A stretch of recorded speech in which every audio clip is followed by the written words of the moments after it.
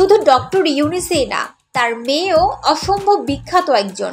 মনিকা ইউনুসের জন্ম 1979 সালে, একজন বাংলাদেশি বংশোদ্ভূত মার্কিন সঙ্গীত শিল্পী, যিনি বিখ্যাত অপেরা দল নিউ ইয়র্ক মেট্রোপলিটন অপেরা সহ বিভিন্ন অপেরা এবং সঙ্গীত দলের সঙ্গে সঙ্গীত পরিচালনা করে থাকেন। কিন্তু অনেকে হয়তো তার সম্পর্কে বিস্তারিত জানেন না। এর অবশ্য কারণও রয়েছে।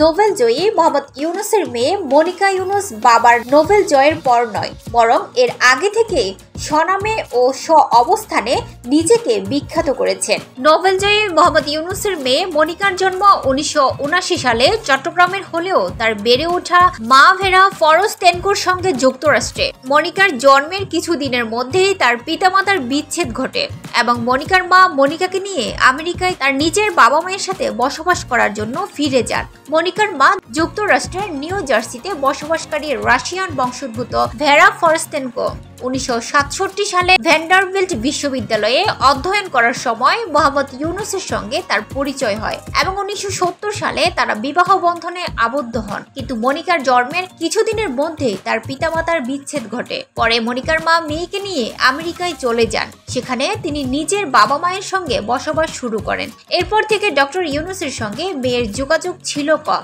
13 বছর বয়সে মনিকা ম্যাসাচুসেটসের প্রখ্যাত চ্যাঙ্গেলউড মিউজিক সেন্টারে ভর্তি হন। সেখানে তিনি পেশাদার অপেরা শিল্পী হিসেবে পরিচিত পান। 1997 সালে প্রখ্যাত লরেন্সভিল স্কুলে ভর্তি হবার পর তিনি জুলিয়ার্ড স্কুলে ভর্তি হন। সেখান থেকে তিনি ভোকাল পারফরমেন্সের স্নাতক ডিগ্রি নেন। তিনি আইন বিষয়ে অভিজ্ঞ, বাবার আগে বিশ্ববিখ্যাত শিল্পী, বাংলাদেশের গর্ব।